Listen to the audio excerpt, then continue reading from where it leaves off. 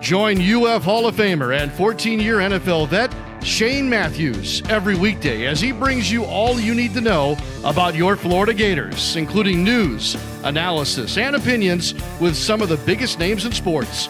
Find us on Spotify, Apple Podcast, Google Podcast, or wherever you listen to your favorite podcasts, or watch us live at 8 a.m. on Facebook, YouTube, and Twitter.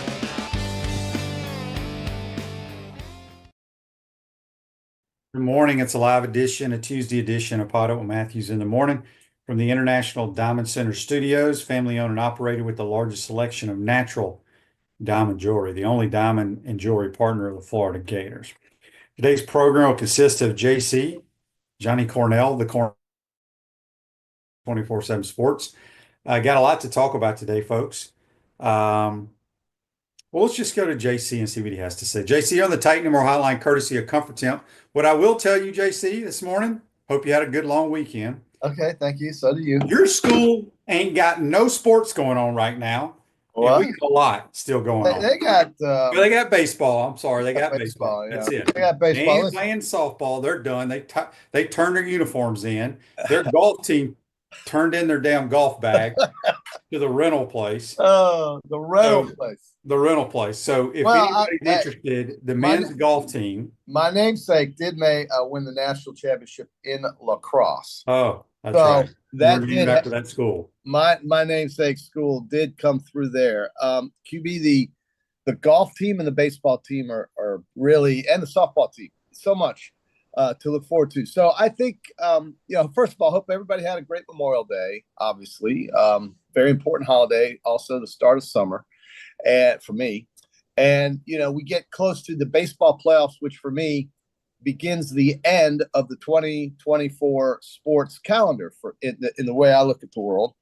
And so once the college baseball and college softball World Series are over, then for me, I get into full summer mode. I might actually watch a movie or go on a trip or something, but sports is over till football for me. And then, you have a couple of things like Wimbledon, whatever. Don't care about that. So the golf team is amazing. Let's start with that, QB. 9:50 Eastern time is 6:50 Pacific time, and these kids are going to go play golf, and they've got 36 holes. They only play 36 holes if they win. If they win. You got to win your first match. We're going to assume that because they play the Texas Longhorns as the 3 seed against the 6 seed. And if they win, they will play the winner. This is called match play now. It's top 8 teams that qualified for this. And if they win, they will play the winner of Auburn University and Virginia. And if these guys can pull it off today, first of all, the second time in 3 seasons that they've reached match play. And they are hitting it right at the right time. I mean, Crest holding out on 18 yesterday, shooting 69-69.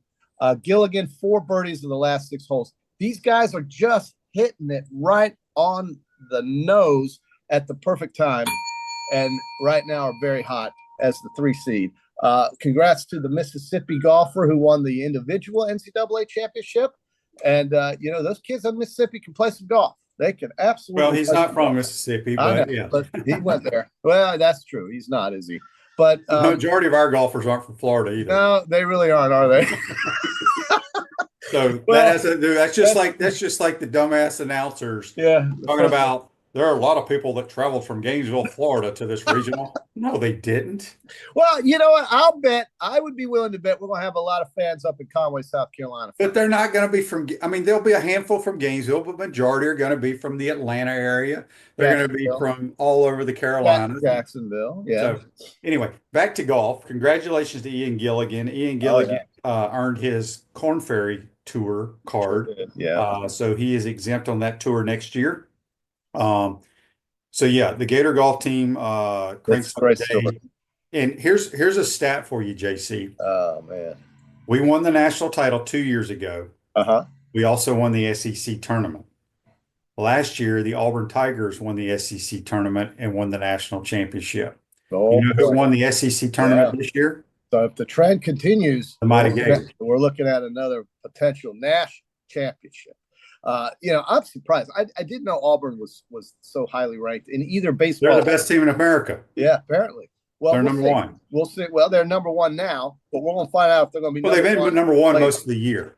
They're most of the year. They've been number one. So they're the betting favorite, I guess, to win the golf. But I don't know. I don't even know if they have odds on that. But yeah. So if you're interested in golf, whether you like it or not, we will talk about it on this show. And Gator Golf, as JC says, tees off at 9:50 Eastern Standard Time. Match play needs to advance to this afternoon, and then obviously the national championship match is tomorrow. It's got to be on the Golf Channel. Somehow we're going to watch. Yeah, I don't know if they're going to have it that early in the morning. They usually do all the afternoon stuff for whatever reason. Yeah. Again, Dan wanted to know if I was going to OKC. I am not, Dan. I've been to Oklahoma City twice. You were both banned. times that I've been. We lost in the championship series to the Washington Huskies, and we lost to the Arizona State Lady Sun Devils in the championship series. So I'm not allowed back. And, I will not go back because I don't. I mean, we've made it to the national championship series, which is hard to do, and we've lost both times I was there. So oh man, I ain't going back. But what a game! Obviously, it's so funny. I'm watching. I couldn't go Saturday or Sunday. I was out of town. But of course, I'm following it on Twitter. I got to watch someone on TV, then I couldn't watch it. Then they had to delay. I guess this was Sunday. And we lose 2-1, JC. Yeah. And all these people on Twitter, I don't know how these people pop up on my feed. And I don't read all their comments, but sometimes if I'm bored, I do. Mm-hmm. Because it's like they've ever played or they've ever coached. They want to know, why did Tim Walton put Rothrock out there for game 2? And they're just going on and on and on because they hit 2 solo shots. Yeah. Do you know what the score was of that game? 1-0? 2-1. 2-1. I'm sorry, 2-1. And but you said the final score, but when Rothrock, the final score was 2-1. Right. They took her out when we were down 2-0. But my point, everybody's talking about he should have never pitched. We left 17 girls on base is why we lost the game in game 2. Had nothing to do with pitching. Yeah, 2 pitches. But again, it's comical to me how do you think our girls tried to strike out or pop up or whatever when we had runners in scoring position? No, that's one of these people. It drives me freaking insane. They obviously quit reading it. Stop reading it. I don't. Well, I had to. I mean, anyway, it's a long story short, but it's just fun. It's funny to me. It's just like, after a play call, everybody on my show, myself included, you should have done this. Well, no crap. It didn't work, so nobody else. You don't know these things until after they happen, right? Right. And if they're going to sit here, and these people are questioning Tim Walton, okay? Let's back up. Yeah. Tim Walton's a Hall of Fame coach. Yeah. He ain't a Hall of Fame Twitter guy or girl. Do that. He's been here 20 years. This is the 13th time. Think about that. 13 out of 20 years that you were going to Oklahoma City. That's pretty good. It's unprecedented. I mean, it's just amazing. He's turned this school into a softball powerhouse, and it's not just something that's happened recently. This has been the case for years. Yeah. So the thing that makes you a great one isn't if you do it 1 year or maybe even 2 years separated by a bunch of years. It's if you do it year after year after year consistently, and you become a major factor in the sport, and that's what they are. So the SEC is clearly the best conference, and now you're competing in that. So that just makes it even harder. I mean, look at some of these other teams in the SEC, and now you added Oklahoma and Texas. It's just unbelievable. It's unbelievable. There is no other competitive environment that even remotely compares. And when everybody throws their arms up in the air and talks about the college football playoff people going 4-4, 2-2-2, and then whatever, there's a reason for that. And so that's just the way it's going to happen. It's just the way it's going to be. The revenue creators get to set the table. That's how it works. When you get married, your spouse or soon-to-be wife gets to figure out who sits where at what table. And that's just the way it's going to be. So we're going to have 4 SEC teams in that football playoff. I'm kind of getting off subject here, but the point is that this conference commands the revenue, and it drives the television. and it drives the rules and how things are done. And that's just the way it is. If the folks in the Midwest think it's greedy or think it's overrated and so forth and so on, then win something. Ohio State won a national championship this past football season, but it was the first time in a hell of a long time. So, I'm tired of hearing about everybody in the Midwest bellyache about the SEC. Well, they can do it if they want to, but it's not going to change anything.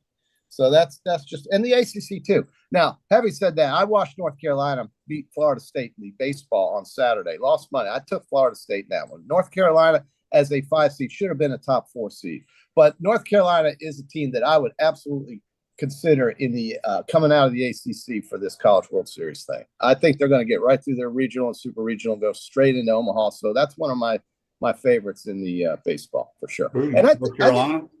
And I think Florida's got a pretty darn good seed. Number 2 up in Conway, South Carolina. I think they can handle that. I really do. I like Florida's chances. I really do.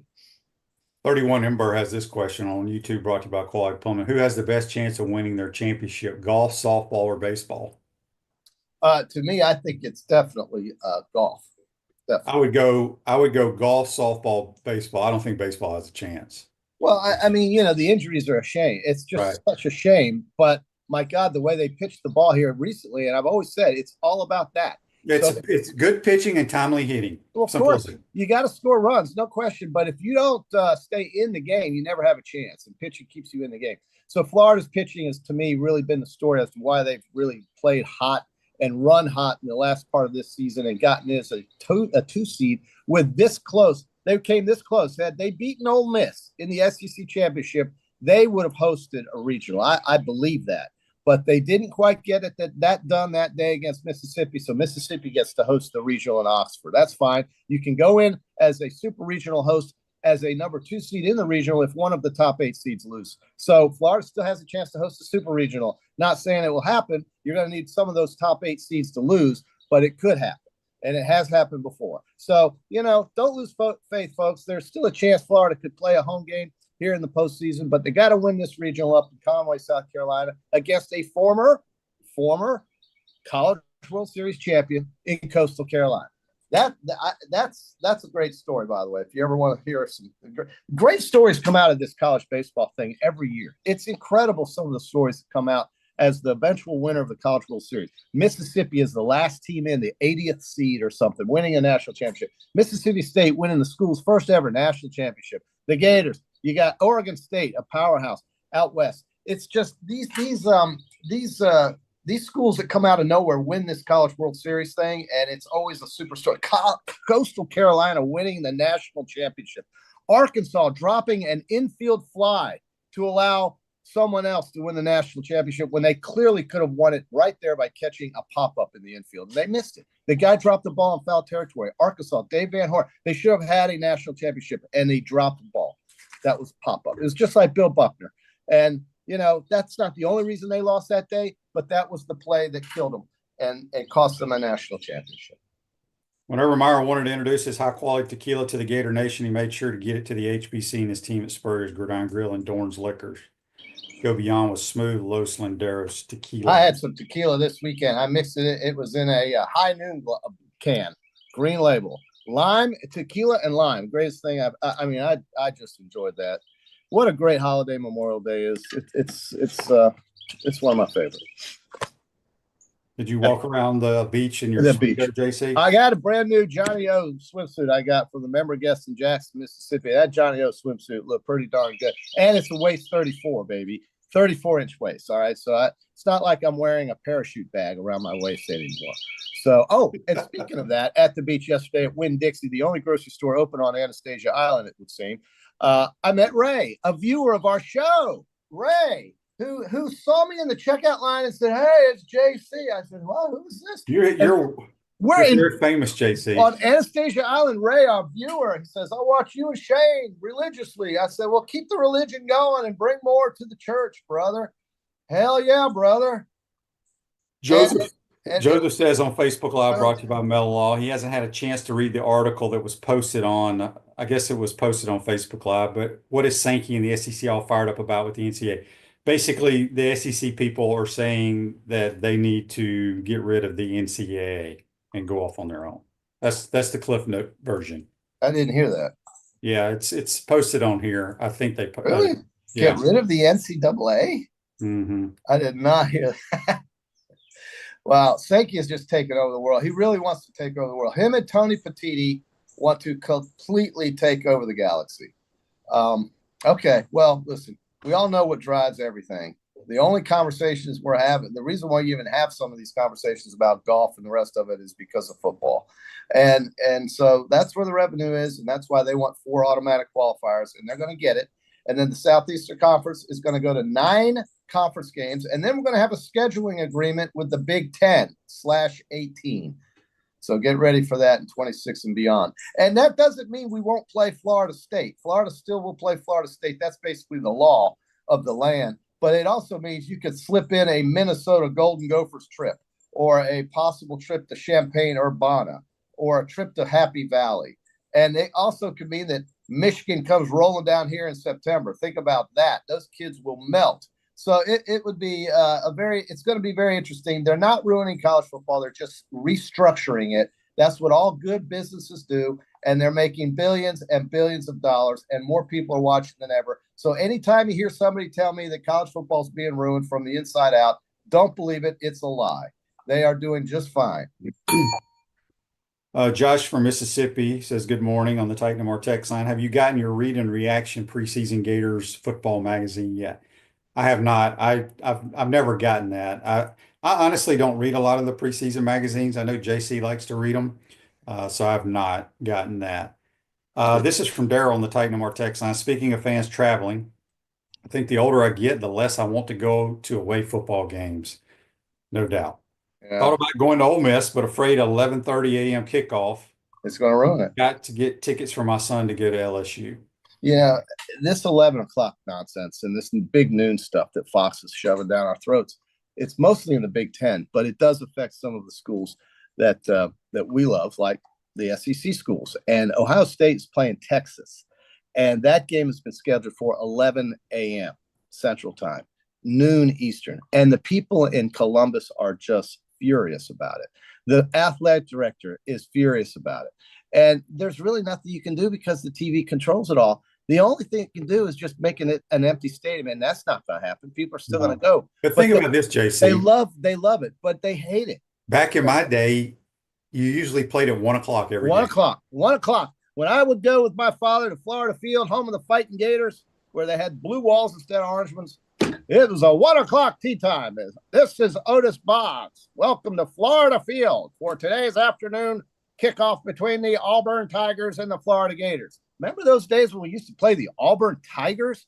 So that's going to happen again once they go to 9 games, and that's 26 and beyond. So don't lose hope, folks. You're going to see some more quality SEC football. This year the schedule is a little thin because they had more home games last year than they do, of course, this year, because the schedule just flips the venues. The same teams are playing, except for a couple of non-conference games. So instead of Miami rolling in, we got to roll down there. That's okay. You just make it a big weekend.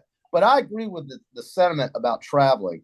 The way the airlines jack you up, the way the hotels basically make you poor, the food costs, the beverage costs, everything that's associated with it makes you really wonder on Monday, damn, I better just I'm poor again.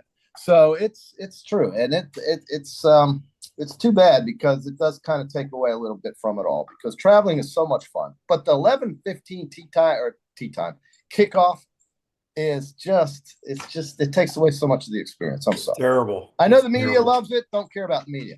I think it's too bad that the fans have to accept that. You get to go home early with the team and go home and watch that 7 o'clock flight in your. Well, I get to watch the games on the flight because you get to watch TV. Yeah, but still, it takes away a lot. The LSU people are going to lose their minds if they. I agree. I'm not a fan of it. No, definitely not. This day in sports brought to you by Campus USA Credit Union. Put some star power to work in your financial life at Campus USA Credit Union, the bank of Stephen Orr Spurrier. JC, I forgot about this. Yes. In 1982, new owner headed by John McMullen buys the NHL's Colorado Rockies and moves them to the New Jersey Meadowlands under the new name New Jersey Devils. I totally forgot there was a hockey team called the Colorado Rockies back in the day. Yeah, back in a long time ago. That is true. And the team that's now in Colorado, do you know where they came from?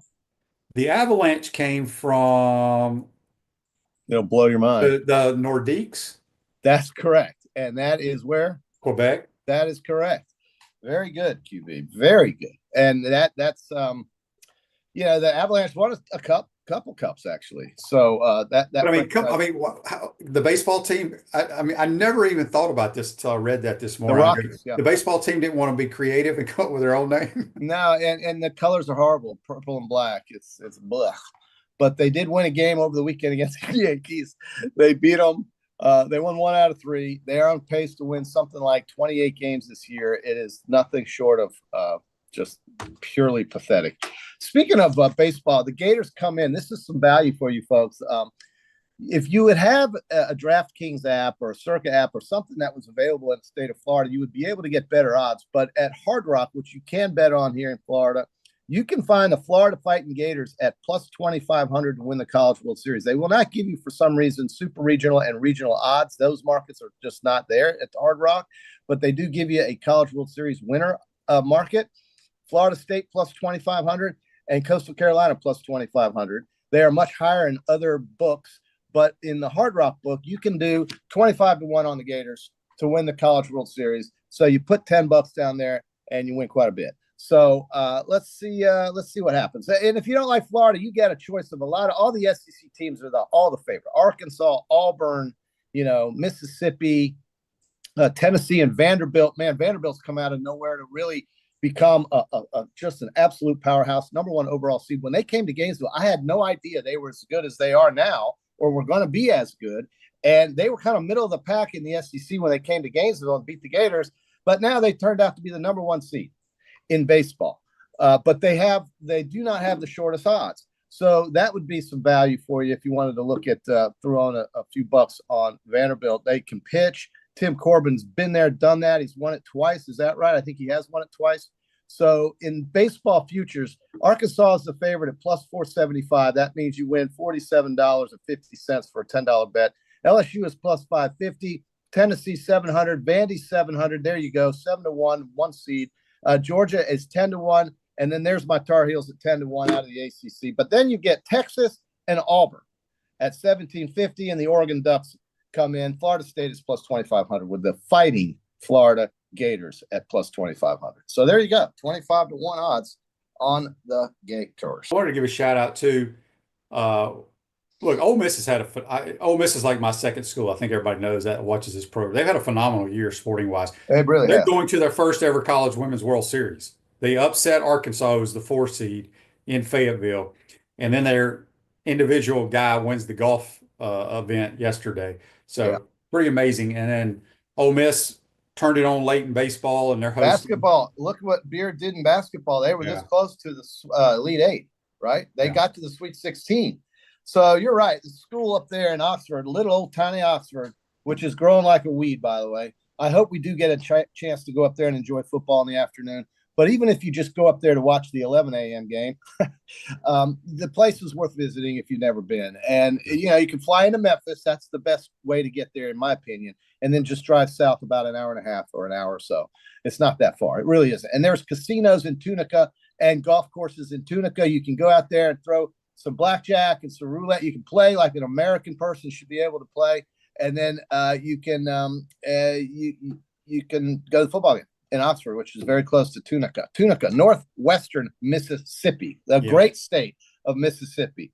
And so Jay on Facebook Live, brought to you by Mellon Law, says, who are your picks for the College World Series? We can do that tomorrow, JC, because you're going to be on the show tomorrow. We're going to have back-to-back JC. I don't know if the people around the world can handle that, but you're going to be on here along with assistant basketball coach. Oh, good. Carlin Hartman is going to join us, and we'll talk about, the White House, the national championship, and all that good stuff. So you're going to be a lead hitter for him, JC. Did Chris Harris say anything interesting about his visit to the White House? He said it was great. I mean, they went to the White House, they went to the Capitol, they saw all the monuments. said it was great. He even gave some Trump impersonations. It was pretty good. Oh, that's I awesome. guess Trump gave him a coin and said it would be worth a lot. Don't lose the coin or something like Of course this. he did. Of course he did. Yeah. I'm so glad for those kids and Coach Golden. Wow, what a story! He really did have a year last year, man. Steven says, before we get you out of here on YouTube, brought to you by Quiet Plumbing, QB, when the baseball team gets a hit, they do some weird lean back head on a pillow routine. What is that? I do not know. I'll ask Cardozo. There you go. That's a good Jeff question. Jeff's thrilled because when I heard him, and I can't remember the other guy on the air. Well, he has multiple. He was so Jeff down has multiple analysts. He has Steve Russell. Yeah. He has the former player Sean Eric Castaldo. Castaldo. He Yeah. also has Sean Kelly. So Eric Castaldo and Jeff were literally making me want to jump out of my car with their sadness. And I understood it when Vanderbilt was beating Florida that weekend. And I thought, this team's never going to go in. They're not going anywhere this year. And damn, if they didn't turn it around, God bless. Good for them. And that's a sign of just how great this coach is. And folks, you've got Tim Walton, you've got Kevin O'Sullivan, you've got J.C. Deacon, you've got Emily Glazer, you've got the gymnastics and lacrosse coaches who are so good at keeping this school at the top of its game in those sports, which are very important. And I think it's just a testament. And listen, Scott Strickland, I was the first guy to throw him over the bridge during football season, but I have to admit he has really come through and come back here toward the. I think it all changed. It all changed at the LSU Florida game. That's when the university woke up. The LSU Florida football game. After that, everything's been beautiful, beautiful. Beat Florida State, go to a bowl game, do all these great things in spring sports. It's unbelievable. What an athletic department this guy's running. It's quite astounding, actually.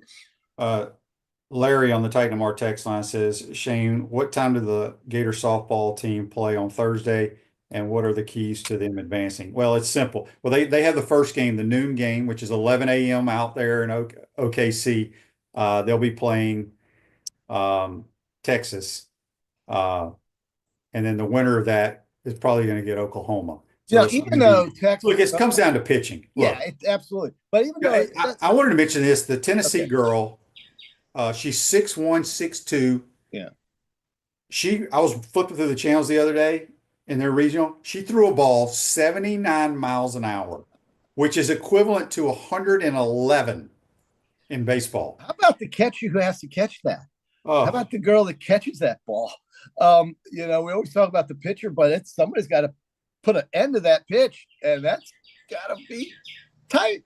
Maybe it's easy. I don't know. I've never been a catcher, but yeah, these girls are just bigger, faster, stronger QB. It's just year after year after year, and the coaches adapt. It's marvelous to watch.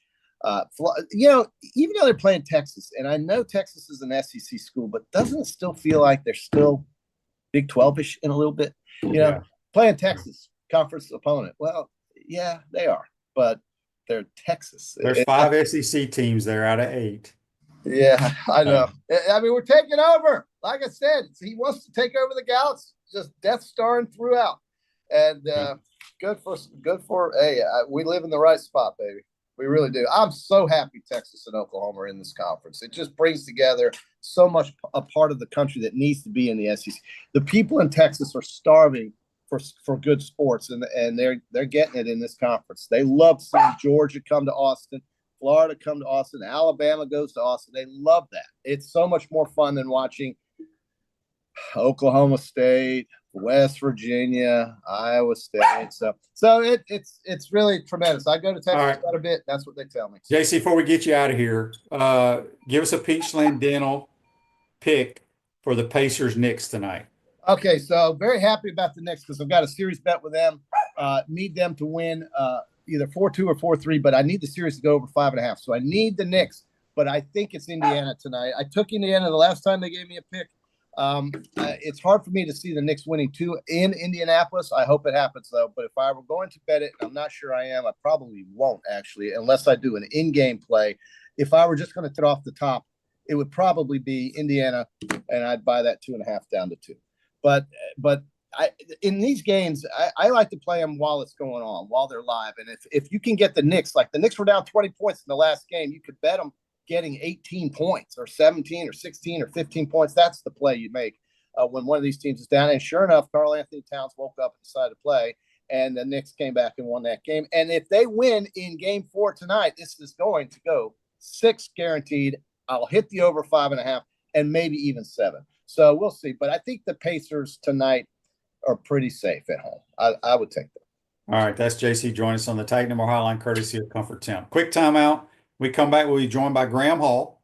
We'll get Graham's thoughts on softball, asking what's going on with Gator football and basketball, and obviously Gator baseball. You're watching and listening to PodUp Matthews in the morning from the International Diamond Center studios. We'll be right back. Right. Our premium sponsors are Campus USA Credit Union, International Diamond Center, Meldon Law, QC Kinetics, Dave & Buster's, UF Health Orthopedics and Sports Medicine Institute, JF Hayden Craft Liqueurs, Florida Cracker Kitchen, Los Linderos Tequila. Gridiron sponsors are Baker Sporting Goods, Comfort Temp, Electronics World, Florida Victorious, Gallo Car Wash, Miapa Latin Cafe, Peachland Dental, Quality Plumbing, Ruse Ogre State Farm, Silverback Concrete, 84 Lumber, Big Mills Cheesesteak, Celebrate Primary Care, Dowling Sign, Gator Bait Media, Gator Dominoes, Ironwood Golf Course, Okido America, Tropical Smoothie Cafe, UF Bookstores, Nest and Wow, MG&A Wealth Management. Watch and listen to us live on Facebook and YouTube. Listen to the podcast whenever on Apple or Google Podcasts, Spotify, or wherever you listen to your favorite podcast. Remember to like, follow, and subscribe so you don't miss an episode. To become a sponsor, call my man Freddie at 352-284-3733. Coach, you know what always impressed me? How you beat Florida State to win the 1996 National Championship. And I was really impressed with your 06, 08, and 09 Gator teams. And the way you coached Danny to the Heisman Trophy. A lot like what you did with Tim Tebow. You know, you won more SEC championships than you lost home games at the Swamp. And you had plenty of super games in front of our Gator Nation. Yeah, there really is something special about the Swamp. I guess that's why we say about the Swamp, only the Gators get out alive. To the Swamp and the Gators, with the best beverage served at Spur's Gridiron Grill, 100% agave, Los Linderos tequila, aged in bourbon barrels for a smoother taste. I think you mean Head Beer Coach 1966 lager, a crisp, light, bodied lager for easy drinking. Nope. Los Linderos tequila, smooth enough to drink neat, bold enough to elevate a cocktail. 1966 lager, enjoyed on game days in the fall or whenever you need a winning cold brew. Los Linderos tequila. 1966 lager. Los Linderos. 1966 lager. Y'all stop bickering. Okay, you're both wrong anyway. The best thing Spurrier's Gridiron Grill offers are Jerry's famous chocolate chip cookies.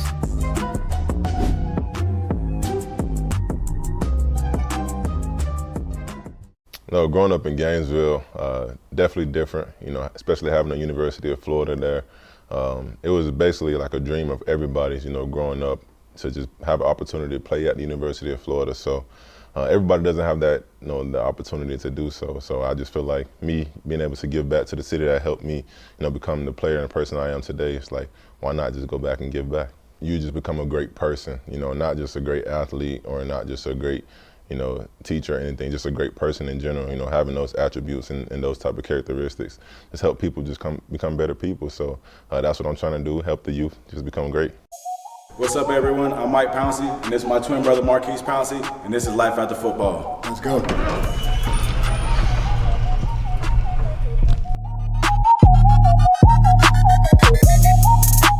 We are the owners of Tropical Distillery, and JF Hayden's is our liqueur brand. We have 5 different flavors: a mango, a lychee, an espresso, citrus, and key lime pie. We pride ourselves on not only being a Florida-made brand, but also a cocktail solution. With that being said, cheers and go Gators.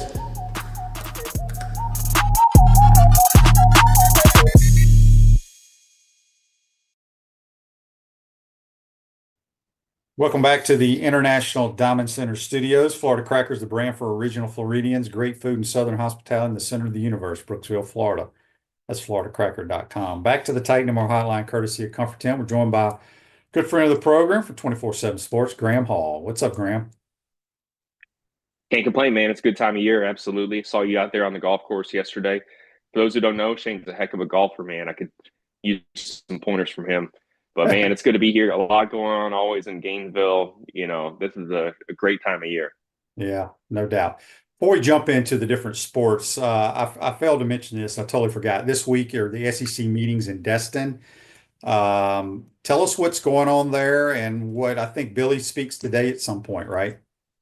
Yep, absolutely. This is the time where I love to say that this is the mandated vacation time that the SEC gives their athletic directors and the head coaches of basketball and football and a couple other sports, because they're up there in Destin and have some meetings going on. But given the brutal schedule that a lot of these guys and, women absolutely go through, this is the time to take the family up to Destin, spend some time on the beach while also getting a work trip. So that's going on right now up in Destin. Yep, Billy Napier talked today this morning, actually, I believe around 11:15, and he's expected to address a variety of pressing topics among, the powers that be in the sport, from roster management, revenue sharing, you name it. I think that, every single year you can come to expect that they're going to talk about a 9-game SEC schedule. That's really been the main topic that you've seen discussed the past couple of years, along with NIL, is the SEC maybe having a motivation to come out and play 9 SEC games. But will that actually happen? Because if you saw Greg Sankey's comments yesterday, he made kind of a few jabs at other conferences out there, the NCAA even, but he even made one that I thought was really interesting, where he said it's become less about the strength of schedule that you play, which is a message that the SEC is going to love to push, and one about how many losses can you actually avoid. So there's some incentive among the top, Power 4 teams in the country to not really play a difficult schedule outside of their conference slate. Why would you, if you're going to play 10, really tough opponents, top 25 opponents, why would you want to stack the rest of your schedule with some teams that are going to, hand you a potential loss? Why would you want to have those series with Notre Dame, which the University of Florida is going to have? It's going to be here before we know it, in 2030, 2031. Why would you want to play all these out-of-conference games if your conference is so brutal and you're not really going to get a pass, in a sense, like I guess you could say, if you, go 9-3 against the most daunting schedule in the country and you play a bunch of really, really good teams. You play Florida State, Miami, Notre Dame, 11 Power 4 teams. If you're not going to get a pass, why would you do that? So that's going to be a conversation point this week at the SEC meetings. And when I was talking to you about, as well as basketball programs, this has flown a little bit under the radar. They want some clarity on what's going to happen with basketball rosters everywhere, because walk-ons, just like in football, are at risk of not being a part of the game anymore. And for head coach Todd Golden, who was a walk-on at St. Mary's and then emerged and became a starting guard for the program, you want to see that walk-ons are going to be given opportunities to succeed. And the hope among a lot of these coaches is that they're going to do a grandfathering in of current walk-ons, so that you don't just have to be like, hey, sorry, you got to get lost right now here in June when the portal's closed and guys are going to have a tough time finding a new home with a spot that they can go to and compete. So a lot of pressing topics going to be discussed in Destin. We'll definitely have some news over at Swamp 247 about it. So make sure you stay tuned, and it's going to be interesting to see what comes out of this. Yeah, the whole walk-on thing really bothers me. Some of my closest friends were walk-ons at Florida, and I just think it's great to have those guys part of the program, and hopefully they don't get rid of them. I think that's the way it's going, but hopefully something can change. Andy's question for you on Facebook Live, brought to you by Mellon Law. Graham, are you hearing what are you hearing about Alex Condon's NBA decision? Yeah, I fully expect Alex Condon to come back. Excuse me. Didn't have enough coffee this morning. I fully expect Alex Condon to come back. I think that you can kind of read between the lines a little bit and see how Florida has assessed the transfer portal. You look at everyone that they brought in on official visits, just all guys in the backcourt here. And obviously, I think that, Alex Condon, if he did choose to head to the NBA, there's still some talented players out there that you could bring into your team that could play in the front court. But there's no one of Alex Condon's capabilities, skill set, familiarity with the coaching staff that would be an ideal replacement right now. So everything I've gathered, the expectation has long been that Alex Condon is going to get the best information possible in evaluations from people at the next level, so that he can be further motivated, not that he isn't already, but further motivated to come back next year, work on his game just like Walt and Will did last year, and implement those corrections, improvements, whatever you want to call it, and turn himself into a certified first-round pick in the 2026 NBA draft.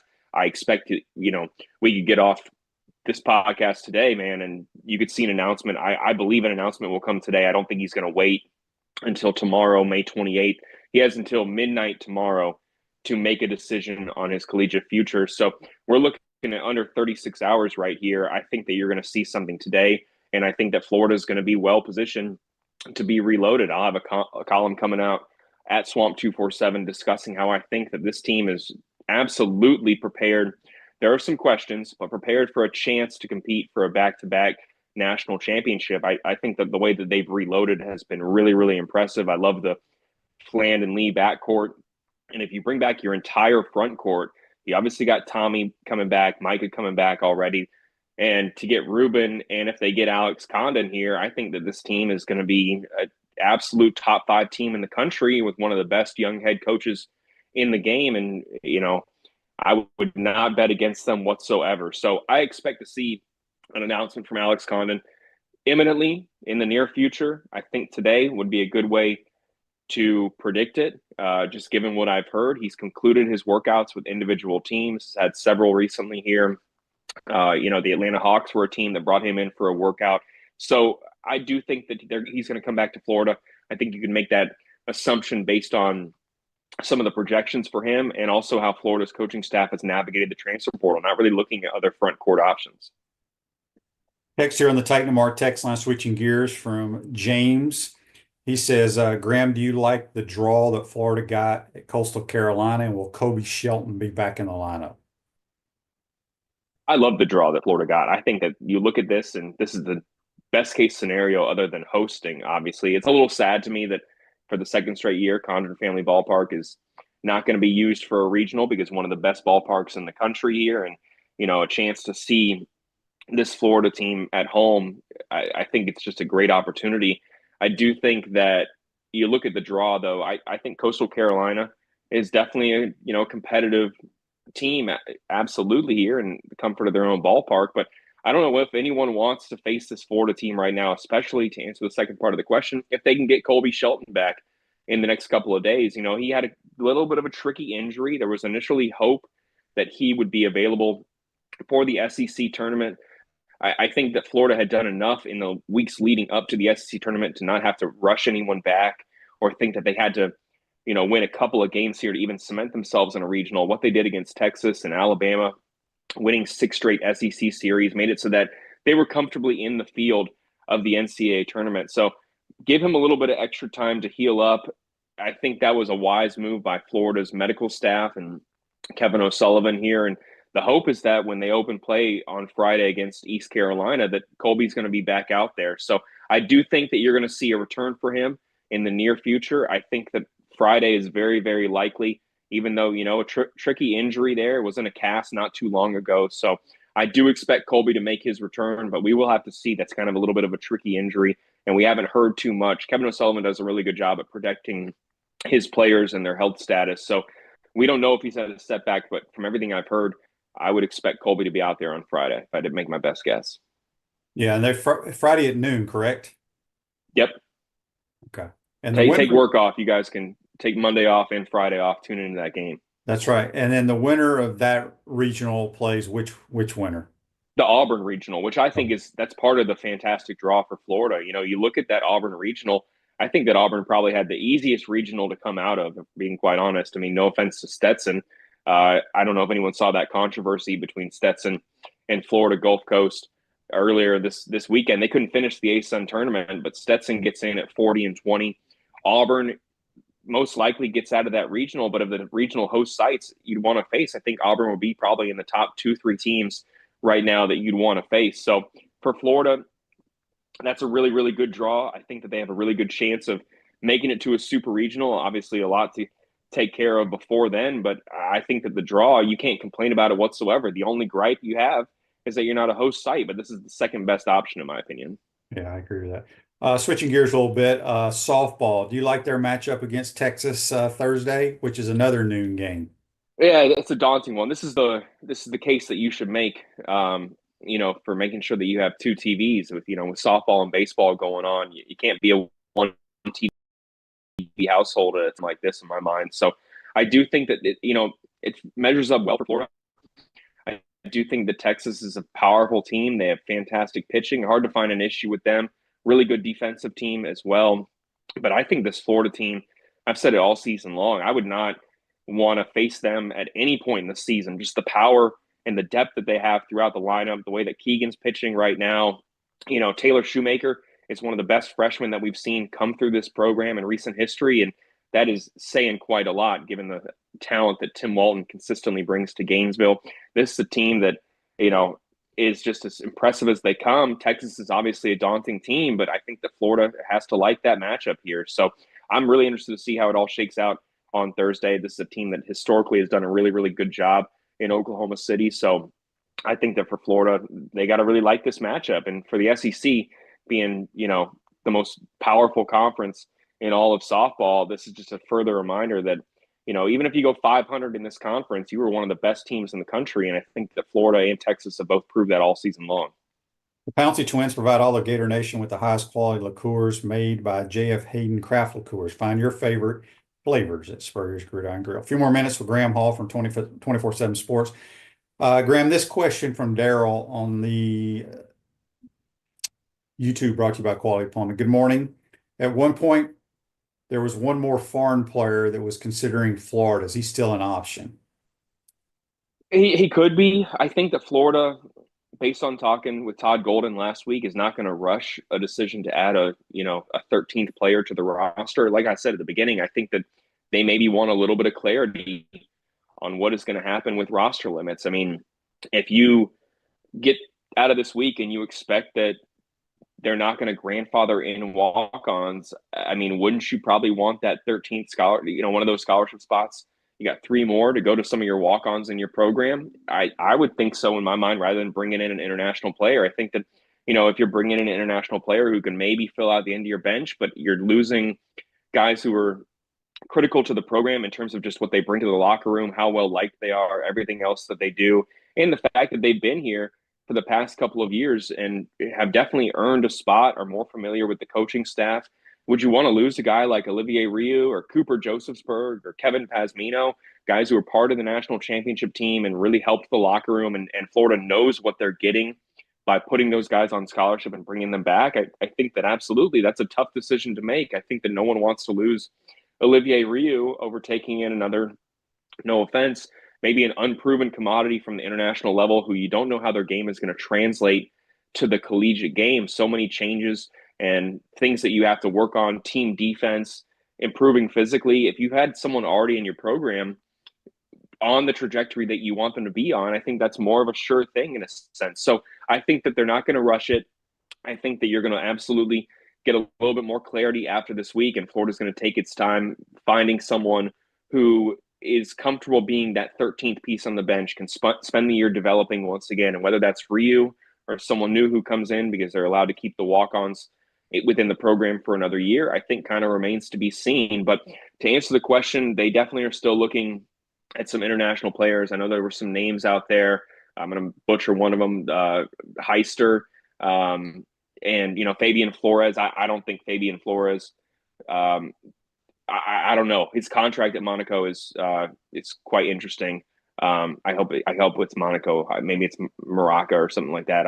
He's overseas and through contract through March 2026, from what I've heard. So, how doable is that going to be to bring a guy like that in? I don't really know. It's possible, but I do think that they're overall just waiting some clarity on how the roster is going to be constructed with the upcoming NCAA settlement, that everyone's kind of sitting nervously and waiting to see how this thing shakes out. Last one for you here, and we'll get you out of here. This is Reese on the Titan Mark text line from Memphis, Tennessee. It's very long-winded, so I'm going to paraphrase. He basically wants to know, Graham, all the guys that miss spring football wearing black jerseys and what have you, will they be 100% when fall camp opens? Man, I'm not a doctor. Absolutely not. Probably the, quite opposite of a doctor. I'm, writing about sports, not saving lives. In all seriousness, I think that a lot of them the expectation is that they are going to be available. I think that there are some question marks. Aaron Gates suffered that brutal knee injury in the end of November. It wasn't just a straight ACL tear. He had some other damage to his knee. Is the guy going to be available to come back within 9-10 months, go through, strength training, development, be on the practice field, and be fully cleared? I don't know. We haven't really got much clarity on timelines for these guys because I think in spring camp, a lot of it was still unknown how they would recover. I think Jameer Grimsley is another guy. We'll see if he's available. I know that he's still, doing some rehab and working his way back. He had a ACL revision surgery, which is a little bit different than your typical ACL reconstruction, which means that he already had an ACL procedure on that same knee before undergoing another one. And it could be just that he tore it again, or the first time didn't really work, but it's considered to be a little bit more of a difficult surgery from what I understand than just getting your typical ACL reconstruction, which is already a daunting recovery in and of itself. One that I would keep some low expectations on for being available for the start of the 2025 season. If you get him back at some point in 2025, I think it's a win for your cornerback room. There are several others as well. I think Trayon Webb, you're going to see him ready for the season. His tibia has healed from what I've heard. A couple others, that had some off-season procedures that I reported over at Swamp 247. You can check those out. Can't really go into the full list here right now, but I think that those big ones, you can expect to be here. I got to be quite honest to you, Reese. I mean, I'm glad that you asked about everyone's health except for DJ Lagway, because that's probably been the biggest question mark that we've heard about. Him throw, is so DJ Lagway going to be ready? He's healed now, right? Yeah, he's all good, right? He's all good. I hope he is. Let me make that clear. Even though I joke a little bit about it, let's see how, good he actually is from a health perspective. Is this something he's going to have to manage throughout the year? So there's a lot of guys on this team, that are working their way back to being ready and who were out in spring. And I do think that, the two I just mentioned in Gates and Grimsley are probably the big two that I'm waiting to see how healthy they are when we get into fall camp in late July. Good stuff as always. Got any specials going on at 24/7? We're either doing a 30% off or a 50% off right now. A lot of recruiting info coming out right now. Big official visit weekend for Florida. There's going to be a ton of information coming out. As of right now, I think Florida is going to be hosting 17 guys on campus this weekend. It's always hard to keep track of. So make sure you follow us over at Swamp 247. We recently added a new writer covering recruiting for us. He does a fantastic job. His name is Tyler Harden, young, hungry guy. Make sure you check out his stuff. And we'll have a ton of info, coverage of softball, baseball. We'll be tracking Alex Condon. Like I said, I'll have a column coming in the upcoming days as well. So a lot of stuff going over at Swamp 247, and we got to do this again soon. It's always a pleasure to be on and join you, Shane. Appreciate it, Graham. Have a great week. We'll talk to you soon, buddy. That's Graham Hall from 24/7 Sports. Join us on the Titan More Hotline, courtesy of Comfort Temp. Thanks to Graham and JC for joining us. Tomorrow, we'll have Carlin Hartman, assistant basketball coach for the Florida Gators, along with JC. Have a great day, folks. Florida victorious, proud NIL partner of the Florida Gators. Join today to help make Florida victorious. See you tomorrow.